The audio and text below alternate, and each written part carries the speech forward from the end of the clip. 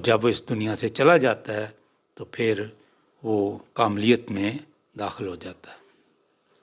और नंबर 3, खुदा मसीह के वसीले से इंसान से बात करे। खुदा ने यीशु मसीह के वसीले से बात की इंसान से। इब्रानियों पहला बाब और उसकी पहली और दूसरी आयत। अगले ज़माने में यानी गुज़रे ज़माने में खुदा ने बाप दादा से हिस्सा बेचा इन पार्ट्स और तरह बतरह नबियों की मार्फत कलाम करके।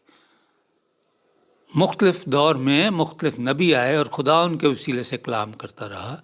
इस ज़माने के आखिर में हमसे बेटे की मार्फत कलाम किया, जिससे उसने सब चीज़ों का वारिस ठहराया और जिसके वसीले से उसने आलम भी पैदा